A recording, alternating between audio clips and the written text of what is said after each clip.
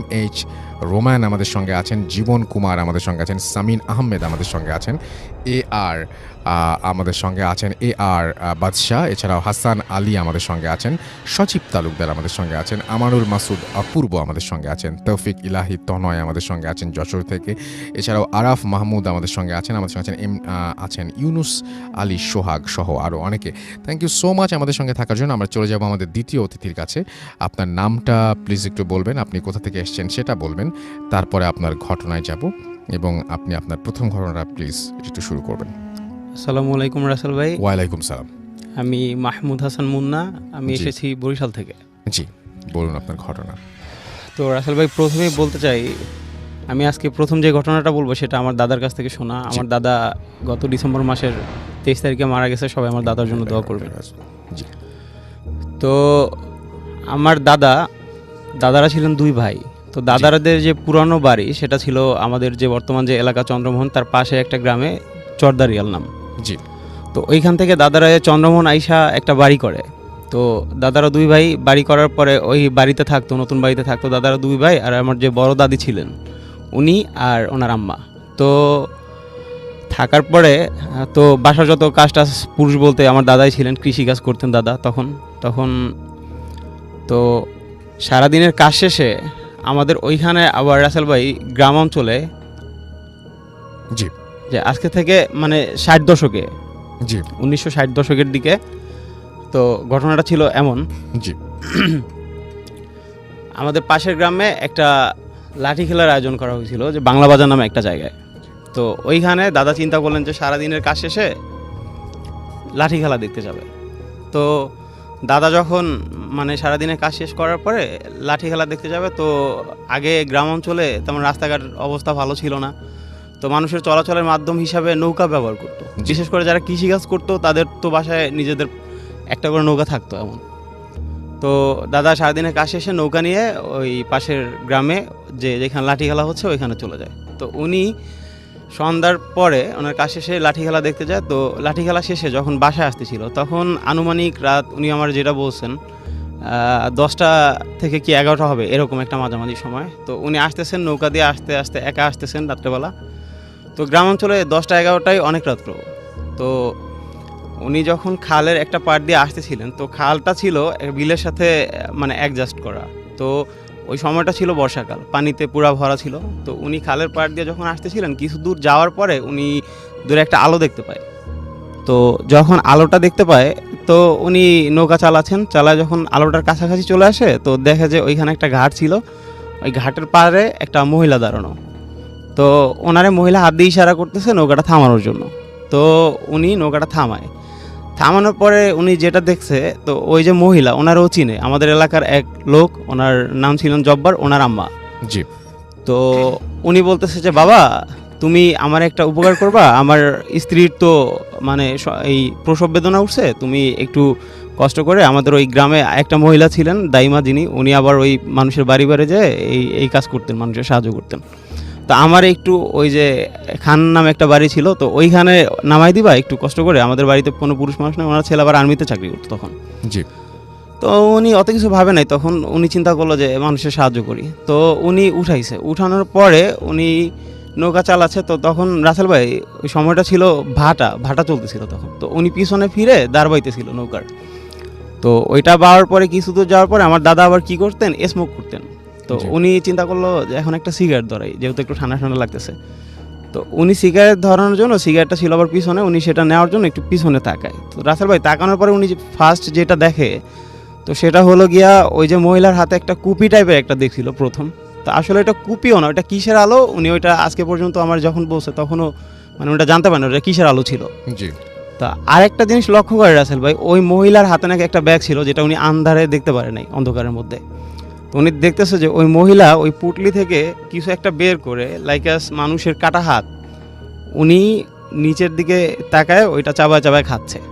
তো রাসেল ভাই এটা দেখার পরে দাদা মানে খুব বেশি ভয় পায়। তো হঠাৎ করে ওই মহিলা মানে টের পেয়ে গেছে, ওনার দিকে তাকাইছে। তাকানোর পরে দাদা আল্লাহর নাম নিতেছিল তখন। তো ওনার টার্গেট ছিল একটাই, নৌকাটা কোনো একটা ভাবে খালের সাইড করে উনি লাফ দিবে ওইখান থেকে, নৌকা থেকে।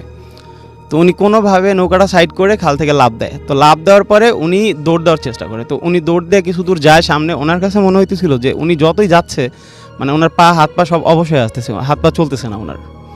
আচ্ছা কিছু দূর যাওয়ার পরে উনি দেখতেছে যে ওই মহিলা ওনারে হাত দিয়ে ইশারা করে ডাকতেছে। তো উনি অনেক কষ্ট করে আল্লাহর নাম নিতে নিতে মানে দৌড়ে কিছু দূর যায়। তো যাওয়ার পরে ওই আগে মানে বাড়িঘর ছিল একটু দূরে দূরে, তো উনি একটা বাড়ির কাছাকাছি চলে আসে। তো চলে আসার পরে ওই বাড়ির সামনে ছিল একটা তাল গাছ।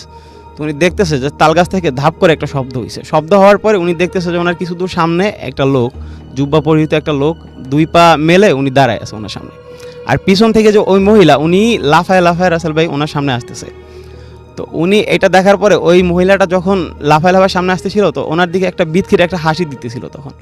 তো হাসিটা দিয়ে যখন ওনার সামনে চলে আসে, তখন আমার দাদা নিজেরে ঠিক রাখতে পারেনি, তখন উনি সেন্সলেস হয়ে পড়ে ওইখানেই।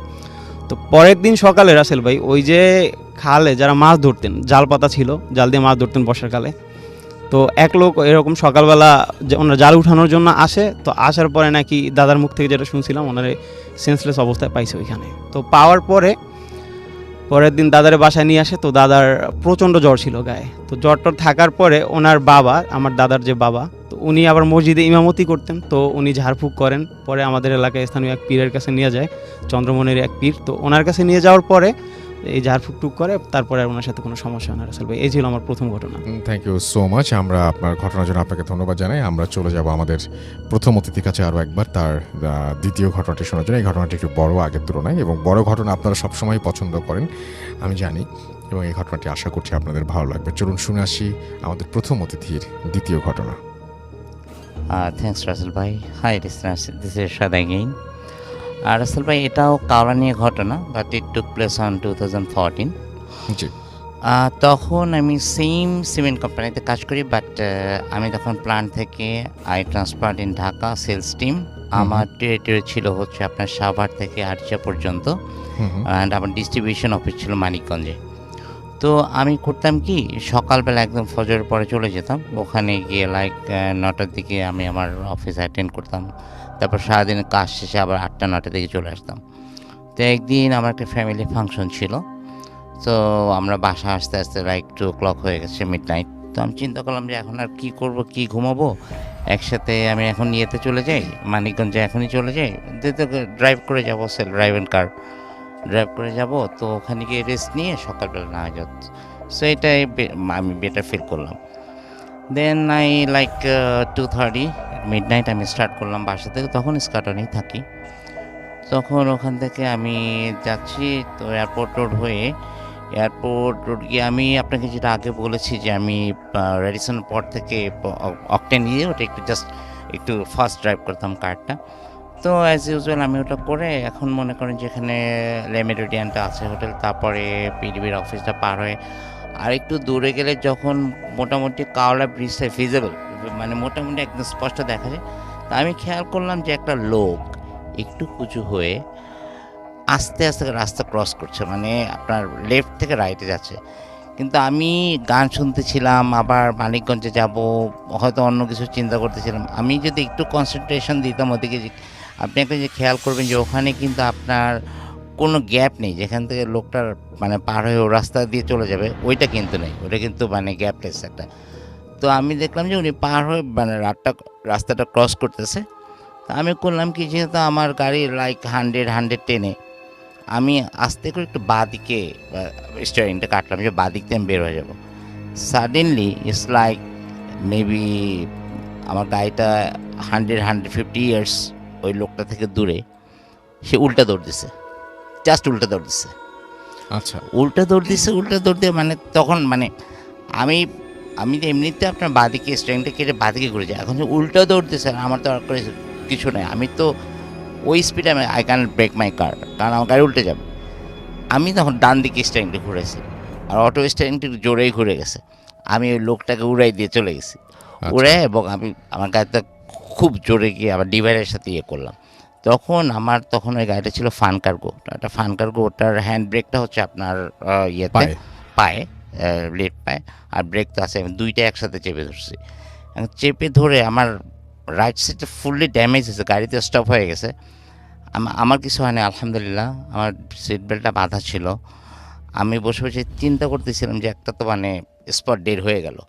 কিন্তু ওয়ান থিং রাসেল ভাই, যখন ওই লোকটার উপর দিয়ে আমার গাড়িটা যায় আমি কিন্তু কিছু ফিল করি না, কিন্তু আপনার একটা চলন্ত গাড়ির মধ্যে আপনি যখন কিছু একটা আপনাকে কিছু বাধা দিবে, আপনার গাড়িটা কিন্তু একটু ফিল করবেন, শেক করলো বা কিছু বাড়ি খেলা একটাই হবে। আমি কিন্তু কিছু ফিল করিনি। আমি অনেকক্ষণ বসেছিলাম গাড়ির মধ্যে, বসে চিন্তা করতে এখন কী হবে। এর মধ্যে যদি ইটস লাইক 3টা সোয়া 3টা বাজে তখন রাত, 2-4 জন লোক অলরেডি একটা বাস থেমে গেছে, একটা বাস থেমেছে। কী হয়েছে তখন আমি ডান দিকের দরজাটা খুলতে পারতেছি না, বাঁ দিকের দরজা দিয়ে নামলাম। নেমে আমি তো চারিদিকে তাকাচ্ছি, রক্ত বা মানে ব্লাড বা লোকের বডিটা কিন্তু কিছুই দেখতে পাচ্ছি না। Nothing is there, everything clear. এখন সবাই আমাকে জিজ্ঞেস করতে কী হয়েছে ভাই, কীভাবে অ্যাক্সিডেন্ট করলে, রাস্তায় তো কোনো গাড়ি ঘোড়া নাই, কিন্তু আমার মুখ থেকে তো কোনো আওয়াজ নেই। আমি তো আওয়াজ করতে পারতেছি না, বিকজ আমি তো ওই যে ডেড বডিটা খুঁজতেছি কোথায়।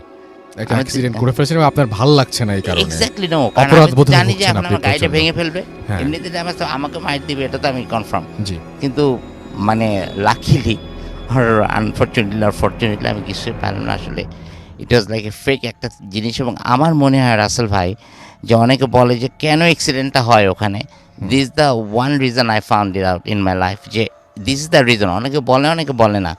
এই যে অনেক দূর উনি গেল, আবার দৌড় দিল উল্টো দিকে, দ্যাটস দ্য রিজন। এবং তারপরে ওই লোকজনে কয়েকজন ধরাধরি করে আমার গাড়িটা ঠেলে একটু রাস্তার বাঁদিকে নিয়ে গেল কর্নারে। দেন অনেকক্ষণ বসেছিলাম, নেক্সট 6টার দিকে উপরে একটা গ্যারেজ থেকে অনেক কষ্ট করে লোকজন এনে গাড়িটাকে মোটামুটি একটু মানে যেত দাঁড় করানো হলো। তো আমি ওইটা নিয়ে মোটামুটি আর যেতে পারলাম না মানিকগঞ্জে, ব্যাক টু দ্য প্যাভিলিয়ন, বাসায় চলে আসলাম। এই আর কি। আমি এই দুটো ঘটনা আমি চেয়েছিলাম যে আপনি একসঙ্গেই বলবেন। এই দুটো ঘটনা তো কাউলার ঘটনা, কিন্তু আপনার সাথে ছাতকেও ঘটনা ঘটেছিল। সেই ঘটনাটা আমি আপনার কাছ থেকে একটু জানতে চাই, যে ঘটনাটা আপনার ছাতকে ঘটেছিল। দ্যাট ওয়াজ তখন ছাতকে তো দ্যাট ওয়াজ ইন 2007। আমি 2005 ওই সিমেন্ট প্ল্যান্টে জয়েন করি। 2007 তো আমার একটা রুটিন ছিল, যেহেতু আমার ফ্যামিলি ঢাকা থাকতো, আমাদের প্ল্যান্টে কিন্তু একদিন ছুটি, অনলি ফ্রাইডে, আর এমনি ঢাকা অফিসে 2 দিন ছুটি।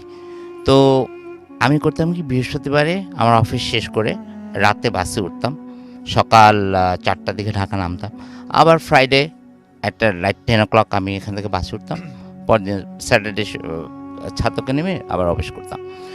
তো ছাতকে পৌঁছাতে এখান থেকে যেহেতু রাত 10টা 10:30টায় লাস্ট বাস, এরপর আর বাস নেই, ছাতকে ডাইরেক্ট বাস। তো আমরা ওখানে গেলে, আর আমরা যেখানে থাকতাম ছাতকে, ওটা ছিল প্ল্যান্টের পরে লাইক আরও 1.5 কিলোস, ওটাকে আমরা হাউজিং কমপ্লেক্স বলতাম। আমরা ইম্পর্টেন্ট 48 মেম্বার্স, মানে 48 এমপ্লয়িজ আমরা কন্টিনিউয়াসলি ওখানে থাকতাম। ওটা করতে হলে আমাদের সুরমা নদীতে ক্রস করতে হতো। আমাদের ইঞ্জিন বোর্ড ছিল, বাট ইঞ্জিন বোর্ডগুলো 6টার আগে চলতো না, due to the safety reason. ওটা রাত 10টার সময় ক্লোজ হয়ে যেত, মানে আমাদের সি শিফট চলে আসার পর ক্লোজ, তারপরে আবার সকাল 6টার সময়টা আবার স্টার্ট করতাম আমরা। তো ওটাও আমার আন্ডারে ছিল। সো আমি তো মানে being the incharge, I can violate the rules, যেটা পলিসি, তাই না? তো আমাদের নদীর এপারে যারা আমরা এরকম ফ্রিকোয়েন্ট ঢাকা ট্রাভেল করতাম, নদীর এপারে একটা গেস্ট হাউস ছিল। তা আমরা ওই 2-3 ঘন্টা ওই গেস্ট হাউসে রেস্ট নিতাম। তো মে মাসে 2007-এর মে মাসে আমি এরকম একটা এরকম যাই, শুক্রবার ঢাকা থেকে রওনা করি। তো রওনা করবার রাত 2টার মধ্যে আমরা সিলেটে পৌঁছেছি, বিকজ ওয়েদার ওয়াজ কুল। কিন্তু সিলেট থেকে শুরু হয় আপনার অঝোর বৃষ্টি, এত। আর ছাতকের অধিকৃত এমনিতে বৃষ্টি খুব বেশি হয়, অনেক বেশি হয়। তারপরও আমরা মোটামুটি 3:30টার মধ্যে ছাতকে পৌঁছে যাই। তো আমি যেহেতু একটা ফ্রিকোয়েন্ট ট্রাভেলার ছিলাম এবং প্রত্যেক সপ্তাহে আমি ঢাকা আসতাম, আমরা একটা মফিজ নামে একটা রিক্সাওয়ালা ছিল, স্ট্যান্ড বাই থাকতো প্রত্যেক শনিবারে। ওকে আমি একটা মোটা একটা হ্যান্ডসাম অ্যামাউন্ট দিতাম, যেটা নাকি ইউজুয়াল রেন্ট হচ্ছে অনেক বেশি। তো আমার জন্যই ওয়েট করতো। তো আমি কি মফিজকে পেলাম ওখানে, তো 3:30 বাজে। আমি ওকে ডেকে তারপর বললাম, এখন আমাদের ছাতক বাস স্ট্যান্ড থেকে আমাদের গেস্ট হাউসে যেতে 2টা ওয়ে আছে। একটাকে আমরা বলতাম যে পোস্ট অফিস লাইন, ওখান থেকে যেতে পারি ইউজুয়াল রোড। আর একটা ছিল, যদি ওইটা কোনো কারণে বন্ধ থাকে তাহলে আমরা বাজার ঘুরে শ্মশানের পাশ দিয়ে যেতাম। তো ওই দিনকে তো মফিজে ডাক দিয়ে আমি রিক্সায় উঠলাম, তখন অঝোর বৃষ্টি হচ্ছে। তো মফিজ করলো পোস্ট অফিসের থেকে না গিয়ে ডান দিক দিয়ে এই বাজারের মধ্যে। আমাকে কিরে মফিজ এদিক দিয়ে, কাল না স্যার এত বৃষ্টি হয়েছে, ওখানে একটা কালভার্ট ছিল, কালভার্টে ডুবে গেছে, তো ওটা রাস্তাটা পুরাই ডুবা। আমি বললাম ওকে ফাইন। যাওয়ার সময় দেখি শ্মশানের মধ্যে আগুন জ্বলে, তা আমি বলি এত বৃষ্টির মধ্যে কেমনে আগ বুঝালেন অফিস? বলে স্যার সন্ধ্যার পর একটা পোড়াইছে ওখানে, তো ওই যে ওদের কি একটা রিচুয়াল আছে ওই জন্য টিন দিয়ে ঢাইকা রাখছে আগুনটা যেন না নিভে। আচ্ছা। হ্যাঁ, তো হোয়াটএভার। আমি লাইক ওখান থেকে 4টা বাজতে 5 মিনিট বাকি 10 মিনিট বাকি আমি গেস্ট হাউসে পৌঁছে গেছি। হুম। পৌঁছে 101 নম্বর রুমে সিকিউরিটি চিনি, সিকিউরিটি খুলে দিল রুম। আমি একটু ফ্রেশ হয়ে তারপরে মাথা টাথা মুছে ড্রেস চেঞ্জ করে আমি বাথরুমের লাইটটা অন করে একটু মানে আমি আবার লাইটের মধ্যে ঘুমাতে পারি না, আমার একটু প্রবলেম হয়। তো একটু যেন লাইট আসে এটা করে, আর সারা রাতে জানি তো বিছনায় ঘুমলাম, এসিটা অন করে দিয়ে বিছনায় শুলাম, সাথে সাথে ঘুম। আমার মনে হয় রাসেল ভাই ইটস লাইক 10-15 মিনিটস আমি ঘুমাইছি। এমনি আমার একটা অভ্যাস আছে, আমি ডান দিকে ফিরে শুই সবসময়। সাডেনলি আমার শ্বাস বন্ধ হয়ে যাচ্ছে, শ্বাস আমি করতে পারতেছি না, হাত পা নাড়াতে পারতেছি না। তো আমি মানে পুরোপুরি জেগে গেছি, মানে পুরোপুরি কনসাস, আর আনকনসাস মোটেই না। আমি খুব চেষ্টা করতেছি কথা বলার জন্য, কোনো কথা মুখ থেকে আসতেছে না। ওই যে আপনার বাথরুমের যে অল্পটুকু আলো, যে ঘরটা আলো হয়ে আছে, সাডেনলি আমার পায়ের দিকে নজর গেছে, দেখি যে একজন দাঁড়ানো আমার পায়ের কাছে।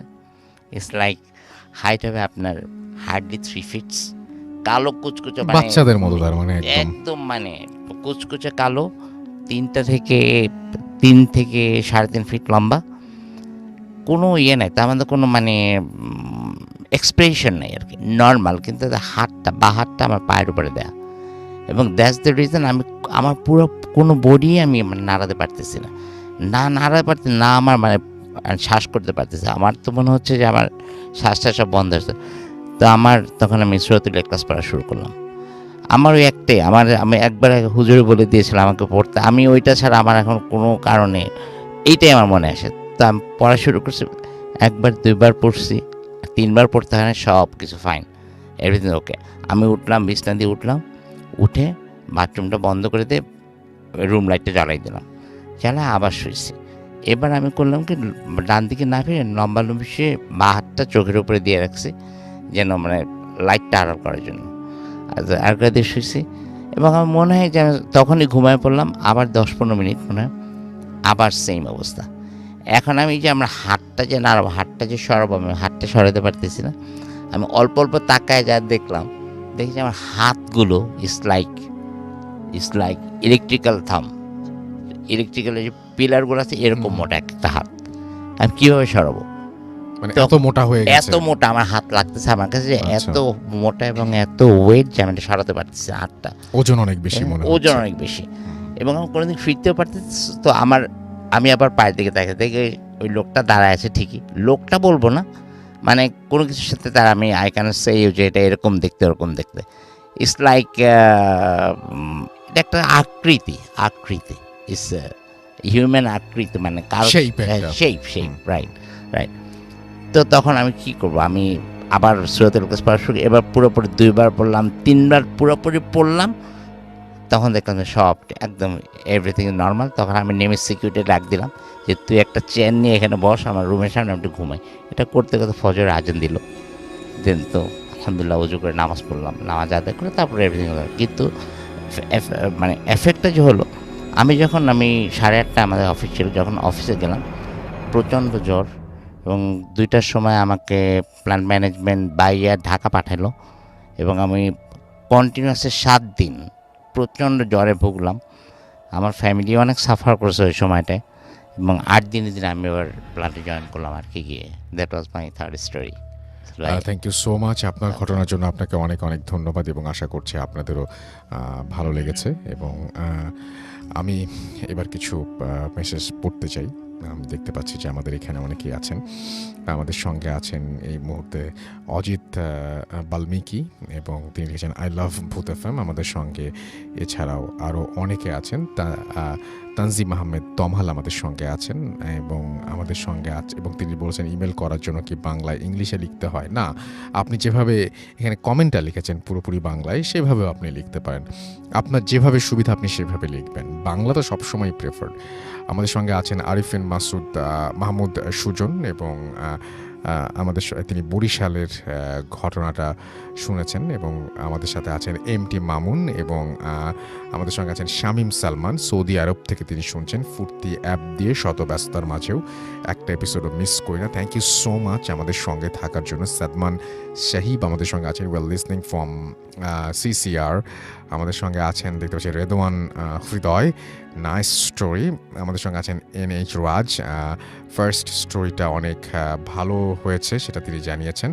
আমাদের সঙ্গে আছেন সমজিদ আরিয়ান শ্রাবণ, আমাদের সঙ্গে আছেন সিল্কি শিমুল, আমাদের সঙ্গে আছেন দেখতে পাচ্ছি রায়হান আহমেদ, সারোয়ার আলম, লিমন হাসনাত আমাদের সঙ্গে আছেন, ইমতিয়াজ শুভ আমাদের সঙ্গে আছেন, প্রত্যয় খান আমাদের সঙ্গে আছেন, আমাদের সঙ্গে আছেন কাজী সামিয়া, মাহমুদুল হাসান আমাদের সঙ্গে আছেন, এমডি নাহিদ আমাদের সঙ্গে আছেন, শাওন আমাদের সঙ্গে আছেন, কালকে এক্সাম তাও তিনি ভূত এফএম শুনছেন। আমাদের সঙ্গে আছেন নাজমুল হাসান, সাকলাইন আহমেদ ফোরকান আমাদের সঙ্গে আছেন, আমাদের সঙ্গে আছেন দেখতে পাচ্ছি এছাড়াও প্রিন্স আমান এবং তিনি অ্যাপ দিয়ে শুনছেন। আমাদের সঙ্গে আছেন MD Habibur, currently I mean Saudi Arabia, love you Bhoot FM.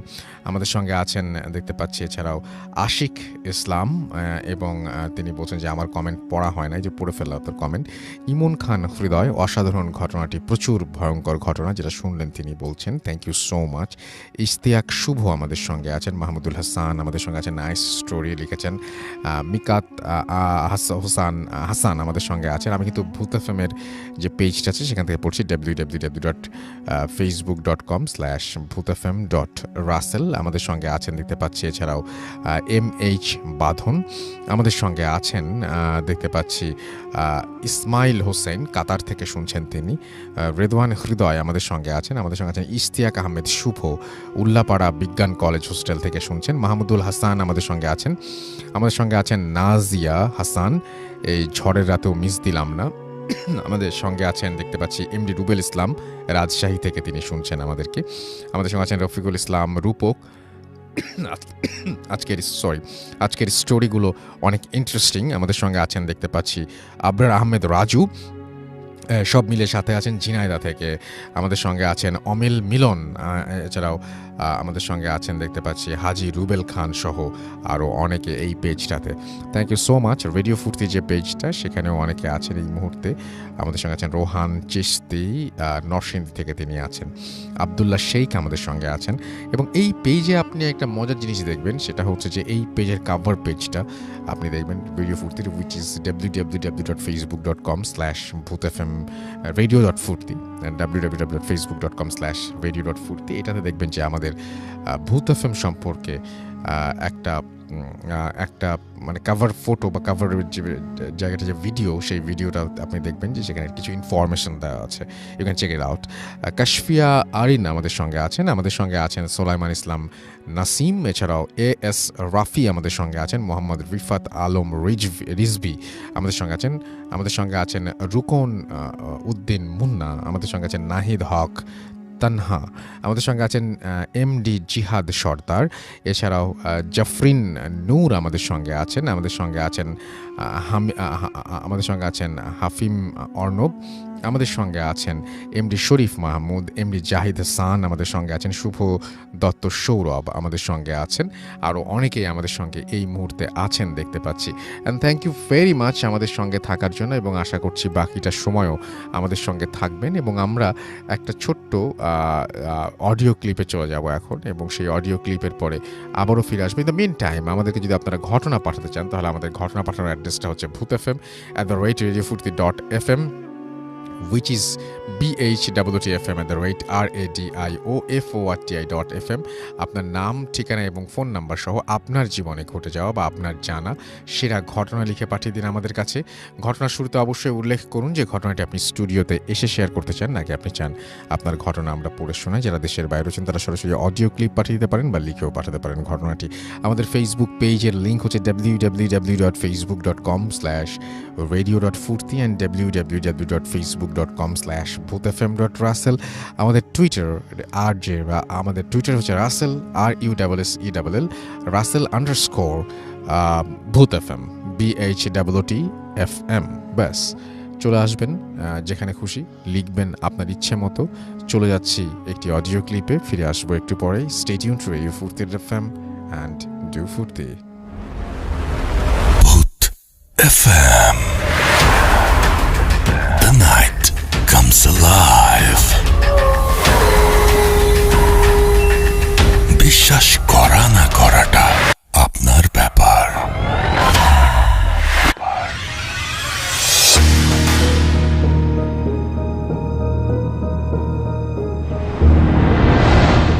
নমস্কার রাসেল ভাই, আমি দীপ। অনেকদিন পর আমি ভূত এফএমে অডিও স্টোরি পাঠাচ্ছি কলকাতা থেকে। তো প্রথমেই আপনাদের সবাইকে জানাই এবং ভূত এফএম টোটাল টিমকে জানাই নববর্ষের প্রীতি শুভেচ্ছা ও আন্তরিক অভিনন্দন। আশা করি আপনি ভালো দলেই আছেন রাসেল ভাই। তো আজ আমি আমার একটা ফ্রেন্ডের ঘটনা বলবো, যে একজন ডাক্তার। এটা আমি তার থেকে অনেকদিন আগেই কালেক্ট করেছিলাম, বাট আমার কাজের জন্য আমি এটা শেয়ার করতে পারিনি। যদি আপনার ভালো লেগে থাকে এটা সবাইকে শোনাবেন। তো আমি সরাসরি তার ঘটনায় চলে যাচ্ছি। আমার ফ্রেন্ড একজন ডাক্তার, ক্লিনিক আছে তার, পাশাপাশি সে একটা সরকারি হাসপাতালে সে প্র্যাকটিসও করে। তো অপারেশনে কাটা ছেঁড়া থেকে শুরু করে মর্গে যাওয়া আসা এগুলো কমন ব্যাপার তার কাছে। কিন্তু তার জীবনে এমন একটা ঘটনা ঘটেছিল যেটা সে এখনো যদি কোনো দূরে কোনো পেশেন্টকে দেখতে যেতে হয়, সে এই ঘটনাটা তার মনে পড়ে যায়, মানে সে ভাবে যাওয়ার আগে। তো আমি সেই ঘটনায় যাচ্ছি। তো একদিনকে তার ক্লিনিকটা বন্ধ করার সময়, তার ক্লিনিকে একজন রিসেপশনিস্ট আছে, তো সেই ক্লিনিকটা বন্ধ করেন। তো ডাক্তার মানে যে বন্ধু আমার, সে বাড়ি যাওয়ার সময় একটা ফোন আসে তার ফোনে। ফোন আসার সময় তাকে একটা পেশেন্টের বাড়ির লোক বলে যে ডাক্তারবাবু এরকম আমার বাবার এই হয়েছে, আপনি তাড়াতাড়ি আসুন, নাহলে আমার বাবা বাঁচবে না। তো একটু চমকে যায় যে হুট করে বলছে এরকম এরকম কথা, কোনো চেনা পরিচিত পেশেন্ট কি, এটা ভাবেও। কিন্তু তারপর যখন নাম টাম জানে তখন দেখে ওর কোনো চেনা পরিচিত পেশেন্টও না।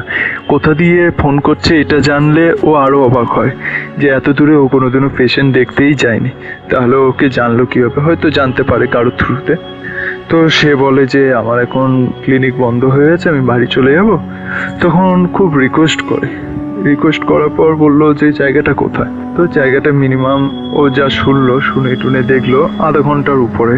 তো প্রথমে নাই বলে দেয়, কিন্তু একদিকে খুব রিকোয়েস্ট করে যে আমার বাবা হয়তো বাঁচবে না। ও তখন বলে যে আপনার ওইখানে আশেপাশে কোনো ডাক্তারের কাছে বা আপনি হাসপাতালে নিয়ে যান। ও তখন বললো যে সব বন্ধ হয়ে গেছে। তো ডাক্তারখানা বন্ধ হতে পারে মেনলি, বাট হাসপাতাল তো বন্ধ হয় না। তো অবাক হলো, দিয়ে ভাবলো যে ঠিক আছে আমি আসছি তাহলে। তো ক্লিনিক থেকে বেরিয়ে নর্মালি ট্রেনে চেপে ও ট্রেনে করে নামার পর যখন বাইরে আসে, বাইরে এসে দেখে পুরো রাস্তাটা পুরো ফাঁকা, খালি দুটো অটো রিক্সার মতো দাঁড়িয়ে আছে। বাদবাকি সামনে দিয়ে দেখতে পাচ্ছে ডাক্তারখানা বন্ধ আছে, এমনি দোকানও বন্ধ। তো দেখে সামনে দুখানা লোক আসে, এসে বলে ডাক্তারবাবু আমরাই ফোন করেছিলাম, আপনি চলুন আমাদের সাথে। দিয়ে লোক দুটো ওদের মানে ও বন্ধুকে ভ্যানে করে নিয়ে যায়, রিক্সা ভ্যান যেটা হয় সেই ভ্যানে করে নিয়ে যায়। তো নর্মালি ভ্যানে বসেই যায়। তো জিজ্ঞেস করছে বাবার কি হয়েছে, বলছে বুঝতে পারছি না, আপনি গেলে বুঝবেন। নর্মালি পেশেন্টের কাছে যায় সে, পেশেন্টের কাছে গিয়ে পেশেন্টকে দেখে, সেরকম কোনো সিরিয়াস কন্ডিশন না যদিও, কিন্তু তবুও দুখানা ইনজেকশন টিটানাস দেয় পেশেন্টকে, দিয়ে একটা প্রেসক্রিপশন লিখে দেয়। প্রেসক্রিপশন লিখে বলে এই ওষুধটা এখনই লাগবে দিতে, আপনি কোথাও ডাক্তারখানা থেকে আনুন। দিয়ে বলে যে ও আপনাদের এখানে ডাক্তারখানা তো বন্ধ, এক কাজ করুন আমি ফোন করে দিচ্ছি, আমার চেম্বার থেকে নিয়ে আসুন কাউকে পাঠিয়ে। তার মধ্যে একজন মানে ওই দুটো ভদ্রলোকের মধ্যে সে বলে এই ওষুধগুলো লাগবে, ঠিক আছে দিন। পুরোপুরি ও হতবাক হয়ে যায়। সেই লোকটা কাগজটা নিয়ে খালি বাইরে বেরালো, দিয়ে ঢুকলো সবকটা ওষুধ হাতে নিয়ে। তো একটু অবাক হয়ে জিজ্ঞেস করতে যাবে, দিয়ে ভাবলো যে থাক আগে মেডিসিনটা দিয়ে দিই। ভালো কথা, মেডিসিন দিয়ে ও ব্যাক করে, বলে ঠিক আছে এবার আমি বেরিয়ে যাব, আমার দেরি হয়ে যাচ্ছে, এই মেডিসিনগুলো দিয়ে দেবেন, আর যদি কোনো রকম প্রবলেম হয় কাল সকালে উঠে হাসপাতালে বা ডাক্তারকে দেখিয়ে নেবেন। তো নর্মালি ওরা ফিস দিয়ে দেয় বন্ধুকে, ফিস দিয়ে বলে ওনার বাবা বলেন যে ডাক্তারবাবুকে ছেড়ে আসো ভ্যানে করে। তো ডাক্তার বলে যে না, বন্ধুটা আমার বলে যে থাক আমায় ছাড়তে হবে না, আমি এখান দিয়ে নর্মালি কিছু পেয়ে যাবো। তো ভালো মতো জানতো যে ও কিছুই পাবে না, কিন্তু ও মানে ভরসা করে উঠতে পারছিল না। ওই দুই ভাইকে এমনকি ওর বাবাকেও। তো নর্মালি বেরিয়ে যায়, বেরিয়ে যাওয়ার পর দেখে দূর দিয়ে একটা লোক আসছে ভ্যানে করে। নর্মালি ও ভ্যানটা দাঁড় করায়, ভ্যানটা দাঁড় করানোর পর সেই লোক বলে, আগে কি হয়েছে বলুন। বলছে আমাকে একটু স্টেশন অবধি ছেড়ে দেবেন। তো সেই লোকটা একটুখানি মাথা চুলকে বলছে, ঠিক আছে বসুন স্যার, কিন্তু আমার ভ্যানে তো একটা ডেড বডি আছে, আপনারাও ভয় পাবেন না তো, অসুবিধা নেই তো। ও নর্মালি বলে যে না, ডেড বডি আছে তো কি হয়েছে। বলছে ও, তখন ভ্যানওয়ালাটা বলে, ও আপনি তো ডাক্তার স্যার, আমি ভুলেই গেছিলাম। ও আরো অবাক হয়ে যায়। ও ভ্যানওয়ালাকে জিজ্ঞেস করে যে তুমি কি করে জানলে আমি ডাক্তার, বিকজ ওর গলায় কোনো স্টেথোস্কোপ এইসবও ছিল না। তো ভ্যানওয়ালা হেসে ভ্যান চালাতে শুরু করে। তো একটা পর্যায়ে ও ভ্যানওয়ালাকে জিজ্ঞেস করে, তোমাদের গ্রামে এরকম ফাঁকা কেন এত, কোনো কিছু দোকান সব বন্ধ হ্যান ত্যান এরকম কেন। তখন বলে আপনি বুঝে যাবেন ঠিক স্যার। যে স্টেশনের কাছে এসেই লোকটা এবার বলছে পিছন দিয়ে ও শুনতে পাচ্ছে কেউ চিল্লাচ্ছে, ওই ওই দাঁড়া এরকম সামথিং। তো ভ্যানওয়ালাকে বলছে এই দাঁড়া দাঁড়াও, কেউ কারা আসছে মনে হচ্ছে। তখন ভ্যানওয়ালা বলে ও কিছু না। তখন বলছে বন্ধুটা বলছে না না তুমি দাঁড়াও দাঁড়াও, দিয়ে ও নেমে যায় এক প্রকার বন্ধুটা। তখন ভ্যানওয়ালা ভ্যানটা স্টপ করে। ও যখন পেছন ঘুরে দেখে, দেখে ভ্যানওয়ালা নেই, কিন্তু ও এসে গেছে স্টেশনের সামনে। এমন সময় 2-4টে লোক আসে, এসে বন্ধুটাকে ধরে বলে আপনার তো সাহস কম না, আপনি এরকম আমার বাবার লাশটাকে এইভাবে করে ভ্যানে নিয়ে চলে আসছেন চুরি করে, আপনি কে, আপনাকে পুলিশে দেবো হ্যান ত্যান ম্যান। ও পুরোপুরি আকাশ থেকে পড়ে। ও তখন ডাইরেক্ট নিজের বিবরণ দেয় যে আমি অমুক, কিন্তু বিবরণ দেওয়ার সময় ও পুরোপুরি প্রায় বলতে গেলে সেন্সলেস হয়ে পড়ে, এরকম অবস্থা। ও যে লোকগুলো সামনে ছিল তার মধ্যে 2জন লোককে দেখে, যে পেশেন্ট দুখানার যে বাড়ির ছেলে 2জন ওকে পিক করতে এসেছিল, তাদের 2জনকে দিয়ে বলে আমি তো আপনার বাড়িতে গিয়ে আপনার বাবাকে দেখে এলাম, আপনি আবার আমাকে চোর বলছেন। ওই লোক দুটো মানে যারা এসেছিল 4জনের মধ্যে ওই 2টো লোক ওর দিকে তাকিয়ে থাকে, বলে আমার বাবাকে দেখে গেলেন, এটা কার লাশ। যখন লাশটার মানে ইয়েটা তোলে, পর্দাটা কাপড়টা তোলে, তখন দেখছে ও যেই পেশেন্টকে দেখেছিল তার লাশ ওটা। সঙ্গে সঙ্গে ওইখানে অজ্ঞান হয়ে পড়ে। এটাও অনেকে মানতে চায় না যে ডাক্তার যারা ভূতে বিশ্বাস করে না বা প্যারানর্মাল অ্যাক্টিভিটিস তাদের সাথে হতে পারে না। ও আমাকে নিজে বলেছে যে ও নিজেও বিশ্বাস করতো না এইসবে, বাট এরকম একটা অ্যাক্টিভিটিস হওয়াতে সত্যি সেন্সলেস হয়ে পড়ার পর স্টেশনে ওইখানে স্টেশন মাস্টার যে আছে তার রুমেই ওকে নিয়ে যাওয়া হয়। সব লোক ওকে গোল হয়ে ঘিরে ধরেছিল। ও যখন মানে সেন্সলেস অবস্থা থেকে ওঠে, যখন ওর চোখে মুখে জল ছেটানো হয়, তারপরে ও নিজের পরিচয় দেয় যে অমুক ডাক্তার একজন ওইখানে। তো স্টেশন মাস্টার ওকে চিনতে পেরেছে, তো যেহেতু ওর বাবা থ্রুতে সামথিং এরকম কিছু একটা ব্যাপার, তো স্টেশন মাস্টারকে পুরোপুরি ঘটনাটা বলে। তখন সবাই অবাক হয়ে যায় যে কীভাবে এটা পসিবল। এমনকি ওদের যে লোকগুলো ছিল তাদের বাড়ির পুরো মানে বাড়িটা কোন জায়গায়, কী বৃত্তান্ত সব কিছু এভরিথিং বলে দেয়। তো এরকম একটা ঘটনা ঘটেছিল। ঘটার পর ও ঠিক করে যে দুটো পেশেন্ট হলেও হয়তো কাউকে সাথে নেবে, কিংবা উইদাউট এনি ইনফরমেশানে ওইভাবে যাবে না। তো এই ঘটনাটাও আমার কাছে শেয়ার করেছিল। আমি জানি না এটা কার কার ভয় লেগেছে, বাট আমার মনে হলো আমি তাই পাঠালাম। যদি ভালো লাগে রাসেল ভাই তাহলে শোনাবেন। Booth FM. The night comes alive. বিশ্বাস করা না করাটা আপনার ব্যাপার।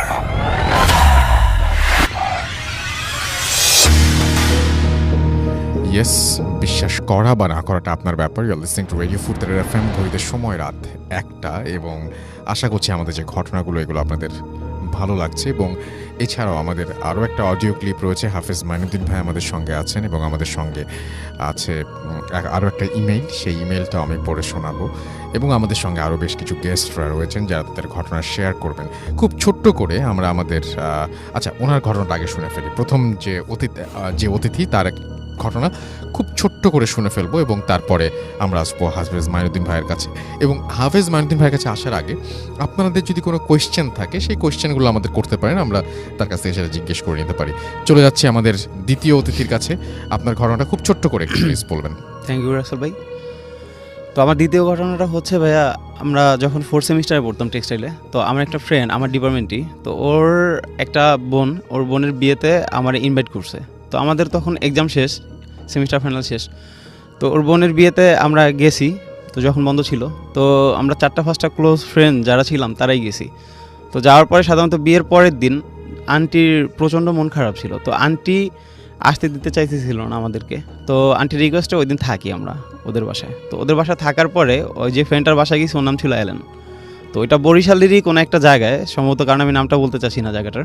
তো ওইখানে আমরা থাকি। তো চিন্তা করলাম অনেকদিন পরে অনেকগুলো ফ্রেন্ড একসাথে, তো আমরা কিছু একটা মজা টজা করি। তো আমরা চিন্তা করলাম কি আজকে একটা বারবিকিউ পার্টি দিব। তো সাধারণত আয়োজন করা হয়েছে বারবিকিউ পার্টির। তো সন্ধ্যার পরে এটা করার পরে তো এইটা পার্টিটা করতে করতে আমাদের প্রায় 12টা বেজে গেছে। তো 12টা বাজার পরে আমরা ফ্রেন্ডসরা মিলে গল্প করতেছিলাম। তো গল্প করতে করতে এক টাইমে গল্পের ফাঁকে একটা টপিক চলে আসে, ভূতের টপিক। তো ভূতের টপিকের মধ্যে আমাদের একটা ফ্রেন্ড, ওর নাম রাশেদ, তো ও বেশি কিউরিয়াসিটি ছিল ওর বেশি। আর সুজন নামে একটা ফ্রেন্ড ছিল, ওরও মোটামুটি কিউরিয়াসিটি ছিল। তো ওরা ওই অ্যালেনের জিজ্ঞাসা করতেছে তোদের এইখানে কি কোনো ভৌতিক প্লেস আছে? তো অ্যালেন বলতেছে যে হ্যাঁ আছে, একটা শ্মশান আছে, তো ওইখানে নাকি ভূত প্রেত অনেক কিছু দেখা যায় শুনছি আগে। তো ওরা বলতেছে যে চল আমরা এখনই যাবো ওইখানে দেখতে যাব। তো আমার আরেকটা ফ্রেন্ড ফয়সাল, ও বলতেছে থাক যাওয়ার দরকার নেই, আমিও বেশি ইচ্ছুক ছিলাম না যাওয়ার জন্য। তো এবং ওইখানে যে ঘটনাটা ঘটে সেটা তো আপনার নিজের চোখে ঘটেছে, রাইট? হ্যাঁ হ্যাঁ, ওইখানে আমি নিজে ঘটেছিল ছিলাম। ওইখানে সেটা বলেন আমাকে একটু করে। তো যখন আমরা নদীর পাড়ে যাই, মানে শ্মশানটা ছিল নদীর পাড়ে। জি। তো আমরা গল্প করতেছিলাম কিছু ফ্রেন্ড 4-5 জন মিলে বাইরে, আর ওরা আমাদেরকে না জানায় ওই যে রাশেদ আর সুজন আর অ্যালেনকে সাথে নিয়ে ওরা মন্দিরের এই শ্মশানের ভিতরে ঢুকে গেছে। তো শ্মশানটা ছিল 2টা গেট রাসেল ভাই, একটা পিছনে গেট একটা সামনে গেট। পিছনে গেটটা ছিল একটু ঝোপঝাড় ভাঙা ছিল, সামনে গেটটা খোলা ছিল। তো ওরা ভিতরে যায় নাকি দেখতেছে, পরে ওদের মুখ থেকে আমি যেটা শুনছি, দেখতেছে তখন রাত প্রায় 1টা থেকে 1:30 হবে আনুমানিক, তখন নাকি একটা লাশ পোড়ানোর জন্য আনছে। আচ্ছা। তো 2 জন লোক একটা লাশ পোড়ানোর জন্য লাশটা রেডি করতেছে আসলে কাঠ দিয়ে। তো ওরা অবাক যে এত রাত্রে লাশ পোড়ানোর তো কোনো কথা না, আর 2 জন লোক কেন আসবে লাশ পোড়াইতে? তো ওরা দেখতেছে। তো হঠাৎ করে যখন ওরা এটা খেয়াল করলো যে লাশের গায়ে যখন আগুন ধরায় দেওয়া হয়, যে কাঠে আগুন ধরায় দেওয়ার পরে দেখতেছে ওরা হঠাৎ করে ওই লোক 2 জন নাই। তো ওরা তো বেশ অবাক, ওরা ভাবলো হয়তো আশেপাশে থাকতে পারে অন্য কোথাও। তোরা আসলে দেখতে চাচ্ছে যে আসলে কিভাবে লাশটা পড়ে। তো ওইটা দেখার পরে ওরা দেখতেছি কি রাসেল ভাই, ওরা সবচাইতে বেশি অবাক হয় যখন লাশের গায়ে আগুন ধরায় দেওয়া হয়, ওরা নাকি ওই লাশটা নাকি আস্তে আস্তে উঠে এরকম বসে পড়ছে। তো বসে পড়ার পরে ওরা তো মানে ওদের বেশ ভয় পাইতেছে। তো ওই লাশটা নাকি জিব্বাটা বের করে এরকম হা করে আছে। তো অ্যালেন যে ও তো স্থানীয় ছিল, ও বুঝে ফেলছে, ও নাকি ওই পরে ওর মুখ থেকে শুনছিলাম ও নাকি চিনছে জিনিসটা। তো ওইটা ছিল এরকম যে ওই যে লাশটা ছিল উনি নাকি ওদের এলাকায় 2 মাস আগে ওনার বউয়ের সাথে ঝগড়া হওয়ার পরে উনি নাকি গলায় ফাঁস দিয়ে মারা গেছিল। তো ও সবচাইতে বেশি ও বুঝার পরে ওই যে সুজন আর রাশেদরা বলতে দোস্ত এইখানে আর 1 মিনিট না চল এইখান থেকে। তো আল্লাহর নাম নিতেছিল ওরা। তো মানে এমন অবস্থা হইতেছিল ওরা সামনে গেট দিয়ে না বের হয়ে ওরা নাকি পিছনে গেটে দৌড় দিছিল। তো একজন দৌড় দিছে, এমন অবস্থায় আমরা আবার বাইরে মানে দেখলাম যে 10-15 মিনিট ধরে ওদেরকে খুঁজে পাচ্ছি না। তো ওদেরকে আমরা খোঁজ করতে শুরু করলাম। তো আমি ওদেরকে ফোন দিতেছি, ওরা ফোন পিক করতেছে না। তো আমরা বেশ চিন্তিত হয়ে গেলাম। পরে আমরা মন্দিরের ভিতরে যাই আস্তে আস্তে ওদেরকে খুঁজতে যাই, দেখি যে মানে আমাদের ফোনে টর্চ ছিল। তো টর্চ জ্বালায় রাত্রেবেলা অন্ধকারের মধ্যে ওদেরকে খুঁজতে যায়, দেখি যে একজন মন্দিরের কোনায় বসে, ওই যে অ্যালেন ও কাঁপতেছে মন্দিরের কোনায় বসে। আর যে সুজন ছিল ও আরেকটু সামনে ওই গেটের পিছনে ঝোপের মধ্যে ও সেন্সলেস অবস্থায় পড়া। তো ওই অ্যালেনকে ধাক্কা দিয়ে বলতেছি কি হয়েছে? তো ও কোনো কথা বলতে পারতেছে না, চুপচাপ। পরে আমরা বুঝতে পারি যে হয়তো বড় খারাপ কিছু দেখছে। পরে ওদেরকে ওইখান থেকে নিয়ে আসি মন্দির থেকে। তো আমরা বাসায় নিয়ে আসি, ওর আর যে সুজন ওরও পানি টানি দিয়ে সেন্স ফিরানোর পরে ওর বাসায় নিয়ে আসি। তো আয়শা আর আন্টির কাছে কিছু বলি না, চুপচাপ শুয়ে থাকি। তো পরের দিন রাসেল ভাই ওই যে অ্যালেন আর সুজন ওদের প্রচণ্ড জ্বর আসে গায়ে। তো গায়ে জ্বর আসার পরে তো আমরা আমাদের সময় হয়েছে, আমরা বাড়িতে চলে আসি। সুজনকে ওই জ্বর অবস্থায় নিয়ে আসি, আরেকটা ফ্রেন্ডকে পাঠিয়ে দিই ওর বাড়িতে পৌঁছানোর জন্য। তো ওই সুজনের প্রচণ্ড জ্বর আসে। পরে ওর নাকি সুজনের এমন অবস্থা হয়েছিল যে ও খাবার দাবার প্রায় বন্ধ হয়ে গেছিলো, খাইতে টাইতে পারতো না, আস্তে আস্তে শুকায় যেত এমন অবস্থা। তো পরে ওরে কোনো একটা কবিরাজের কাছে যায় ওর আম্মা নাকি। তো যাওয়ার পরে ওরে জিজ্ঞাসা করে, কবিরাজ নাকি পুরো ঘটনার ডিটেলসটা বলে ওর আম্মারে। আচ্ছা। এরকম একটা কাহিনী হয়তো বা ওর লাইফে ঘটছিল। তো এরপরে সুজন ও স্বীকার করে ওর আম্মার কাছে সব কিছু। তো ওরে কিছু মানে একটা গোসলের মতো দেয়, ট্রিটমেন্ট করে, যে 7 ঘাটের পানি এনে ওর গোসল দেয়। আর রাসেল ভাই সবচেয়ে কষ্টদায়ক যেটা, আমাদের যে ওই ফ্রেন্ড অ্যালেন যার বাসায় আমরা গেছিলাম ওর বোনের বিয়েতে, তো ওই ফ্রেন্ডটা 6 মাস পরে নাকি ও নিজে সুইসাইড করে। ও ছিল আমাদের মধ্যে সবচেয়ে মেধাবী একটা ফ্রেন্ড। আচ্ছা, আমার ডিপার্টমেন্টের রেজাল্টও খুব ভালো। তো এটা আমাদের কাছে ছিল খুব কষ্টদায়ক একটা ঘটনা ভাই। থ্যাংক ইউ সো মাচ, আপনাকে অনেক ধন্যবাদ। এবং আমি চলে যাব এখন হাফেজ মাইনুদ্দিন ভাইয়ের কাছে, এবং আশা করছি যে আপনারা সবাই আমাদের সঙ্গে পুরোটা সময় আছেন। এবং মাইনুদ্দিন ভাইয়ের একটা ঘটনা আমরা শুনে আসবো এই মুহূর্তে। মাইনুদ্দিন ভাই বলেন যে কোন ঘটনাটি আপনি বলবেন এখন, এবং সেটি কী নিয়ে। জি, আরেকবার বলতে হবে কাইন্ডলি। জি, আসসালামু আলাইকুম। ওয়ালাইকুম সালাম। ঘটনা আমি বলবো, স্বপ্নের মাধ্যমে যে মানুষের দেখা করে সে বিষয়টা নিয়ে আমাকে একটা লোক এই কথাটা বলছে। হুম হুম, গত সপ্তাহে আমাদের প্রোগ্রামটা এটা ছিল, তারপর জি। আমার সাথে এই লোকটা শেয়ার করে এরকম। উনি মধ্যবয়সী একটি লোক, উনি সাংসারিক কিছু অশান্তির কারণে তো তার পরিকল্পনা ছিল সে আত্মহত্যা করবে। তার প্রেশান অশান্তি, জি, তো তার পরিকল্পনা ছিল যে আমি আত্মহত্যা করব, আত্মহত্যা করলে আমি সব কষ্ট থেকে মানে ভালো থাকবো। তার এটাই চিন্তা ভাবনা ছিল যে আমি আর দুনিয়াতে থাকবো না, আমি চলে যাব। তো এই পরিকল্পনা অনেক দিন ধরে তার নাকি ছিল। তাই সে একদিন গাজীপুরও ঘুরে আসছে যে কিভাবে সে আত্মহত্যা করতে পারে। তো আত্মহত্যা যেদিন করবে এর 2 দিন আগে সে খুব ভালোভাবে নামাজ পড়ে এবং সবার সাথে ভালো ব্যবহার করে, কথাবার্তা ভালো বলে, এবং সে দড়ি কিনে নিয়ে আসে। সে এরকম চিন্তা করলো যে আমি রাত্রিবেলায় যাব, দেরি করে, যেন রাত 1টা-2টার দিকে আমি গাছের মধ্যে ঝুলে ফাঁস দিয়ে মরে যাব। আচ্ছা, তো সেই কথার মতো সে এইরকম রাত্রিবেলা সে গাজীপুরে রওনা দেয় ঢাকার থেকে। সে যেখানে গেছে গাজীপুর, উনি আবার ধূমপান করতো। তো সেই বনটার ভিতরে, বাগানটার ভিতরে গিয়ে বসে খুব চিন্তা করতেছে যে করবে কি করবে না সে, এবং খুব টেনশনে ধূমপান করতেই ছিল। ওই সময় মুহূর্তে একটি পাগল তার কাছে আসে, একেবারে খুব পাগল। ওনার কাছ থেকে সে সিগারেটটা হাতে নিয়ে সেই পাগলটা টান দিয়ে শুরু করে, মানে ধূমপান করে। হুম হুম, ওনার হাতে যে দড়িটা ছিল সে পাগলটা দেখে, এবং সে পাগলটা তার কাছ থেকে দড়িটা কেড়ে নিয়ে সে গাছের মধ্যে ঝুলিয়ে সে পাগল নিজেই আত্মহত্যা করে। আচ্ছা, এই আত্মহত্যা করার সময় তার চেহারাটা বিভৎস হয়ে যায়, এবং সেই ব্যক্তি আমাকে বলল যে যখন ওই পাগলটা আমার চোখের সামনে এই কাজটা করলো, আমি এমনভাবে ভয় পেলাম যে ওকে বাঁচাবো না কি করব সেটা আমি জানিনি, আমি ছুটে পালালাম। আচ্ছা, এমন ছুটে পালালাম, সেই থেকে এখনো ঘুমের মধ্যে বলল যে রাত্রে ঘুমাবো বা দিনেই ঘুমাই, হুম সেই পাগলটা আমাকে ডাকতে থাকে যে আসো আমার কাছে এবং তুমি ফাঁসি দাও। হুম, সে এখনো বলল যে আমি যে দিনের বেলাও ঘুমাতে সময় ওই পাগলটাকে দেখতে পাই, রাত্রেবেলা ঘুমাইলেও আমি সেই পাগলটাকে দেখতে পাই। আমাকে ঘুমের মধ্যে শুধু বলে আসো আমার কাছে, তুমি এসে ফাঁসি দাও। আচ্ছা, তো এই পর্যন্ত তারিখগুলো চলতেছিল। সে ডাক্তারের পরামর্শ নিয়েছিল, তাকে ঘুমের ওষুধ দেওয়া হয়। হুম হুম, উনি বললো ঘুমের ওষুধ খাওয়ার পরেও উনি দীর্ঘ সময় এই ফাঁসি এই পাগলটাকেই দেখে। হুম, অর্থাৎ সে পাগলটাকে কখনো দেখে নেই, সে পাগলটাকে চেনে না। সেদিন সেই গাজীপুর যাওয়াতে তার কাছে একটু সামান্য বসলো, হুম, এবং সেই উনি নিজে আত্মহত্যা করবে, কিন্তু সেখানে সেই পাগলটা যে আত্মহত্যা দেখালো। হুম, এখন সেইটাও বললো যে পাগলটা কি সত্যিকার আত্মহত্যা করেছে না আল্লাহ আমাকে সাহায্য করেছে যে ভয় দেখিয়ে এখান থেকে পালানোর জন্য, সেটা আমি জানি না।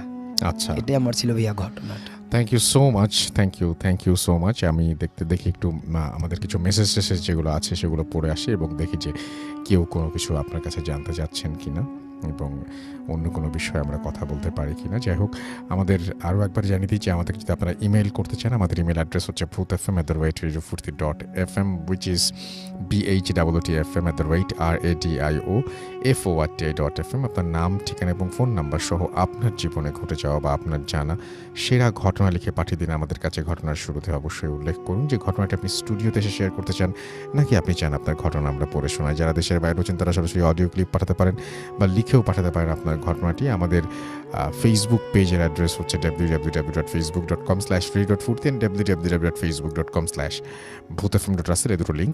এবং আমাদের সঙ্গে আপনি টুইটারে যোগাযোগ থাকতে পারেন কানেক্টেড। আমাদের টুইটারে আচ্ছা টুইটারে আপনার খুব সহজেই আপনি খুঁজে পাবেন, সেটা হচ্ছে Russell_VootFM। ব্যাস, আমি দেখি যে টুইটারে অনেকেই লিখছেন এখনও পর্যন্ত। বিশাল বৈরাগী রাজবীর আমাদের সঙ্গে আছেন গোপালগঞ্জ কলিগ্রাম থেকে, তিনি অ্যাপ দিয়ে শুনছেন। সাদিকুর রহমান তানজিদ তিনি বলছেন যে হাফেজ মাহিউদ্দিন ভাইয়ের সব ঘটনা সবসময় খুব সুন্দর হয়, আজকের ঘটনা অনেক সুন্দর লাগছে। পারভেজ আশুগঞ্জ থেকে আমাদের সঙ্গে আছেন।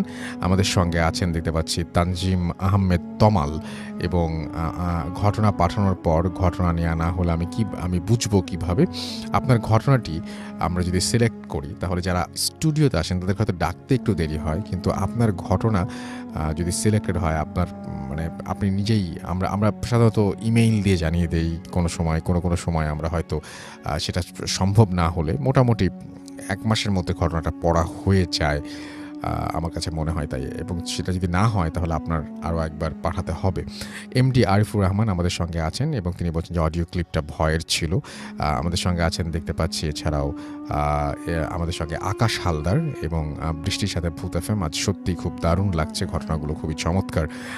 আমাদের সঙ্গে আছেন নিলয় আহমেদ, লাভ ইউ ভূত এফএম। ফয়জুল্লাহ ইবনে হাবিবুল্লাহ আমাদের সঙ্গে আছেন, মিরপুর ঢাকা থেকে শুনছেন। আমাদের সঙ্গে আছেন দেখতে পাচ্ছি সাইফুল ইসলাম SR, আমাদের সঙ্গে আছেন শরীফুল ইসলাম অন্তর, আমাদের সঙ্গে আছেন দেখতে পাচ্ছি এছাড়াও আরও অনেকে, এবং MNR নাইম আমাদের সঙ্গে আছেন, নিলয় আহমেদ আমাদের সঙ্গে আছেন দেখতে পাচ্ছি, এছাড়াও আবরার আহমেদ রাজু সহ আরও অনেকে। আমাদের যে ভূত এফএমের পেজটা সেখানে আছেন দেখতে পাচ্ছি লাস্ট বেঞ্চের ব্রিলিয়ান্ট স্টুডেন্ট, ওকে শিমুল হাসান আমাদের সঙ্গে আছেন, এবং তিনি বলছেন যে পাগলের যে স্টোরিটা মানে মাহিউদ্দিন ভাইয়ের কাছে যেটা শুনলেন এটা তার কাছে ভয়ের লেগেছে।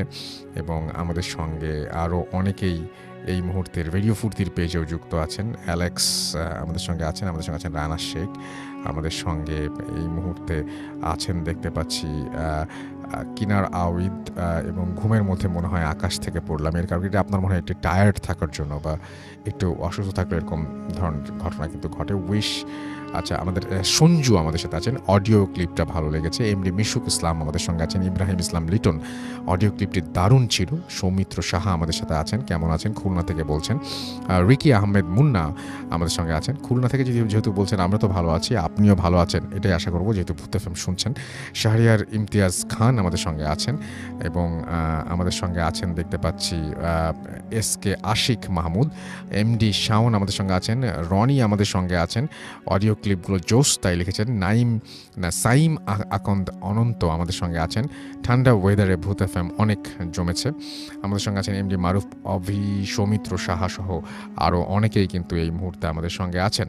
এবং আমাদের যে রেডিও ফুর্তির পেজটা সেটা হচ্ছে www.facebook.com/radio.furti, এবং ভূত এফএমের তো আমি একটু আগেই বলেছি। ভূত এফএমের যে পেজটা সেটা নিয়ে একটু পরে আবারও ফিরে আসবো। শুধু একটু বলি যে MD হাবিবুর আমি দেখতে পাচ্ছি কারেন্টলি সৌদি আরবিয়া, আচ্ছা তিনি আমাদের সঙ্গে আছেন। আচ্ছা ওকে, আমরা চলে যাব আমাদের পরবর্তী ঘটনায়, এবং এটি একটি ইমেইল, এবং সেই ইমেইলটা আমি পড়ে ফেলতে চাই, এবং আশা করছি যে এই ইমেইলটাও আপনার আগের ইমেইলের মতো আশা করছি ভালো লাগবে।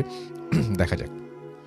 হ্যালো রাসেল ভাই, আশা করি আপনি ভালোই আছেন, কারণ আপনি সবসময় ভালোর দলেই থাকেন। সঙ্গত কারণে আমার নাম, ঠিকানা এবং কলেজের নাম প্রকাশ না করার জন্য আমি আপনার কাছে অনুরোধ জানাচ্ছি।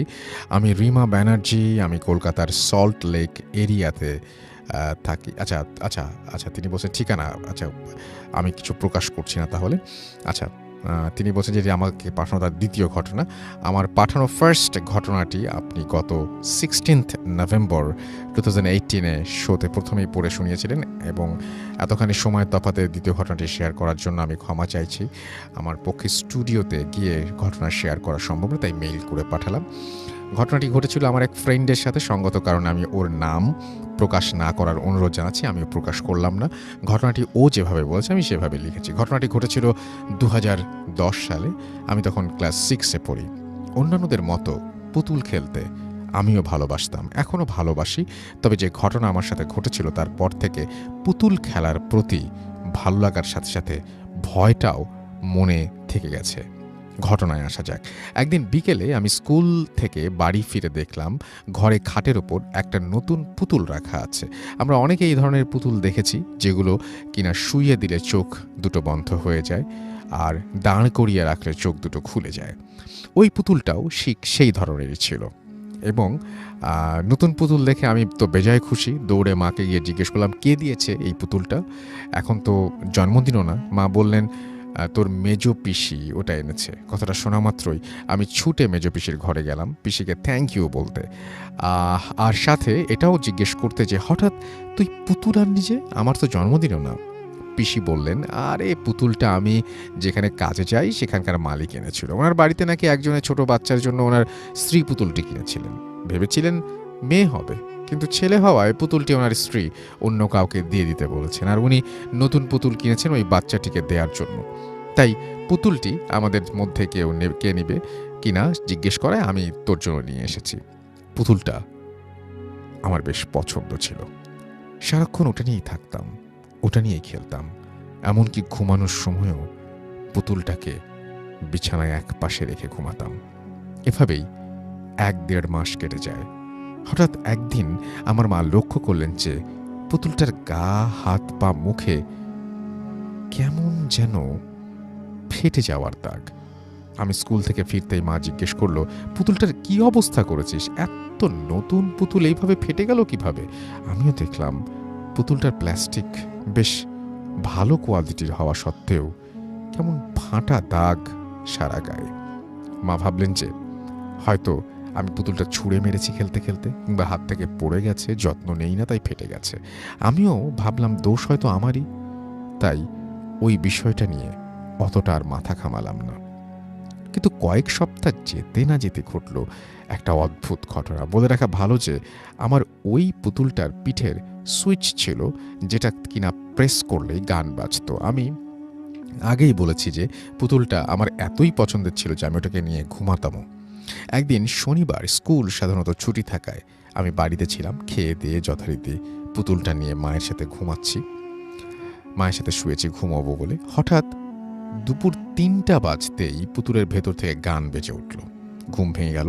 এক প্রকার বিরক্ত হয়েই উঠে পুতুলটার সুইচটা অফ করে গান থামালাম। পরের দিন দুপুরবেলায় আবার 3টায় বাজতেই পুতুলের ভেতর থেকে একা একাই অটোমেটিক্যালি গান বাজতে শুরু করে দিল, ঠিক আগের দিনের মতো। কিন্তু এবার আমার ঘুমের ব্যাঘাত ঘটায় মা বিরক্ত হয়ে উঠে পুতুলটার গান বন্ধ করে আলমারিতে ঢুকিয়ে রেখে দিলেন, আর আমায় বললেন পুতুলটা নিয়ে আর ঘুমোতে হবে না।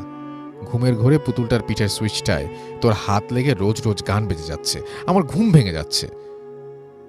এবারও ব্যাপারটা কানে না নিয়ে দোষ ভেবেই মাথা থেকে ছেড়ে ফেললাম। কিন্তু ঠিক তার পরদিনই ঘটল আবার এক অদ্ভুত ঘটনা। ওই দিনটা সোমবার হওয়ায় আমি স্কুলেই ছিলাম দুপুরে, বাড়িতে মা একাই ছিলেন। তাই সেদিন বাড়ি ফিরতেই মার মুখে শুনলাম যে পুতুলটা নাকি আলমারির ভেতরে থাকা সত্ত্বেও আগের দিনের মতো বাজছিল নিজে নিজে। শুনে আমার কেমন যেন ভয় হতে লাগলো। আমার স্কুলে গরমের ছুটি পড়ে গেল, তাই বাড়িতেই দুপুরবেলা যখন 3টা বাজতো পুতুলটা আলমারির ভেতর থেকে ভেসে আসা হালকা গান আমার কানে আসতো। ব্যাপারটা মা অতটা গুরুত্ব দিত না, কিন্তু আমি এই ঘটনাগুলোকে কেন জানি ইজিলি নিতে পারতাম না। 5-6 দিন পর যখন সকালবেলা মা ওনার এক স্টুডেন্টকে পড়াতে গেলেন, তখন আমি চুপি চুপি পুতুলটা নিয়ে আমাদের বাড়ি থেকে অদূরেই থাকা একটা পুকুরে ফেলে দিয়ে এলাম। কারণ পুতুলটা নিয়ে খেলতে ভালো লাগার থেকেও ভয়টাই বেশি লাগা শুরু হয়েছিল। বাড়ি এসে মা পুতুলটার ব্যাপারে জিজ্ঞেস করায় আমি বললাম বাইরে গিয়ে খেলতে খেলতে হারিয়ে ফেলেছি, অনেক খুঁজেছি কিন্তু পাইনি। অনেক মারও খেয়েছি, তবু সত্যি কথাটা বলিনি। সবথেকে আশ্চর্যের বিষয় এই ছিল যে পুতুলটা ফেলে দেওয়ার পর থেকেই আমার অস্বাভাবিকভাবে জ্বর হয় এবং সেটা টানা 3-4 দিন কন্টিনিউ করে, কিন্তু কোনো ওষুধেই সে জ্বর কমছিল না। আমার মেজো পিসি ব্যাপারটা নোটিস করে আমার বাবাকে বললেন যেই থেকে পুতুলটা হারিয়ে গেছে সেই থেকেই তো আমার জ্বর। বাবা এসব জিনিস না মানলেও পিসির কথা মতো কাছের এক মসজিদ থেকে পানি পড়া নিয়ে এসে খাওয়ালেন। এক রাতে জ্বর নেমে গেল। তা সত্ত্বেও আমার মা বাবার মধ্যে এটা কোনো মানে প্যারানর্মাল ঘটনা এরকম কোনো কিছু তারা খুঁজে পাননি। কিন্তু পিসি ব্যাপারটা বুঝতে পেরে ওই লোকটার বাড়ি যায় পুতুলটার ব্যাপারে ওনার স্ত্রীকে জিজ্ঞাসাবাদ করতে। কিন্তু ওনার স্ত্রী কিংবা উনি দুজনেই কেউই সেই সময় বাড়ি না থাকায় ওনাদের সাথে পিসির কোনো কথা হয় না। কিন্তু বাড়িতে থাকা কাজের মেয়েটি থেকে আমার পিসি সমস্ত ঘটনা জানতে পারে। মেয়েটি বলে পুতুলটি নাকি কেনা হয়েছিল ওনার এক আত্মীয়র সন্তানের জন্য এবং সেটি কন্যা সন্তানই ছিল। বাচ্চাটি জন্মানোর পরই নাকি ওর জন্য পুতুলটি কিনে হসপিটালে রাখা হয়। কিন্তু দুর্ভাগ্যবশত জন্মানোর 2 দিন মধ্যেই নাকি শিশুটি একদিন দুপুর 3টার সময় কোনো এক অজানা অসুখে মারা যায় এবং সেই পুতুলটি আনা হয় পিসির কাজের ওখানে এবং পিসি না জেনেই পুতুলটা আমার জন্য বাড়ি নিয়ে আসে এবং তারপর থেকেই এই সমস্ত ঘটনা ঘটতে থাকে। অবশ্য পুতুলটি ফেলে দেবার পর আর তেমন কিছু হয়নি। এই ছিল আমার ঘটনাটি পুরোপুরি আমার বন্ধুর মুখ থেকে শোনা। আশা করি সবার ভালো লাগবে। ভূত এফএমের নিয়মিত শ্রোতা, অসম্ভব ভালো লাগার একটি শো, একটিও এপিসোড মিস করি না। বলে রাখা ভালো যে রাত জেগে ভূত এফএম শুনতে শুনতে আমি এখনও বেশ খানিকটা সাহসী হয়ে গেছি। একা একা কিংবা অন্ধকারে আগের মতো ভয় পাই না এবং ভূত এফএমকে অনেক থ্যাঙ্কস। ভালো লাগলে আমার ঘটনাটি পড়ে শোনাবেন। হ্যাঁ, এটাই আমাদের ভূত এফএম শুনতে শুনতে সবাই সাহসী হয়ে যান, তখন ভয়ঙ্কর ঘটনা অনেকের কাছে মনে হয় যে না, খুব একটা ভয়ঙ্কর হলো না, এটা তো একটা প্রবলেম।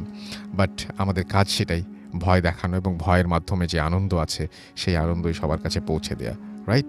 সো আমরা এখন যেটা করব সেটা হচ্ছে আরও একটা অডিও ক্লিপে যাব এবং সেই অডিও ক্লিপটি শুনে আসব এবং আশা করছি যে এই অডিও ক্লিপটিও আপনাদের ভালো লাগবে এবং তারপরে আমরা কিছুক্ষণ পরে নতুন অতিথি নিয়ে ফিরে আসছি। সেই পর্যন্ত আমাদের সঙ্গে থাকবেন। স্টে টিউনড রেডিও ফুর্তি রেড এফএম অ্যান্ড ডু ফুর্তি। ভূত FM, the night comes alive. বিশ্বাস করা না করাটা আপনার ব্যাপার।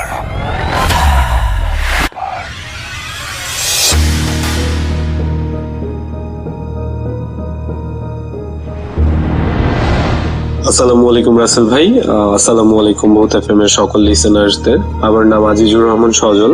আমি ঢাকা বিশ্ববিদ্যালয়ের ফিনান্স বিভাগ থেকে সদ্য গ্রাজুয়েশন কমপ্লিট করলাম। বলে রাখা ভালো, আজকে যে ঘটনাটা শেয়ার করতে যাচ্ছি সেটা হচ্ছে আমার বাসা কেন্দ্রিক। এর আগের ঘটনাটা বলে নেওয়া দরকার। 2008 সালের দিকে আমাদের বাসার একজন ভাড়াটি আসে, যার নাম আমরা তাকে তাজুল আঙ্কেল বলে চিনতাম। তো ওনার ব্যবহার, আচার আচরণ খুবই অদ্ভুত ছিল। অদ্ভুত বলতে স্বাভাবিক মানুষের মতো না। হঠাৎ করে চোখগুলা বড় করে আমাদের ভয় দেখাতো, বা হঠাৎ করে গাছে উঠে যেত, হঠাৎ করে এখানে চলে যেত, হঠাৎ করে দেখা যেত যে আমাদের বাসায় একটা করই গাছ আছে, করই গাছের উপরে উঠে বসে ভাত খাচ্ছে। তো এরকম অদ্ভুত অনেক বিহেভিয়ার ওনার মধ্যে লক্ষ্য করা গেল। তো একদিন হঠাৎ করে কি হলো, ওনার স্ত্রী আমাদের বাসায় এসে অনেক চিৎকার করে বলতে লাগলো আমার বাবাকে যে চাচা আসেন, আমার হাজবেন্ড যেন কেমন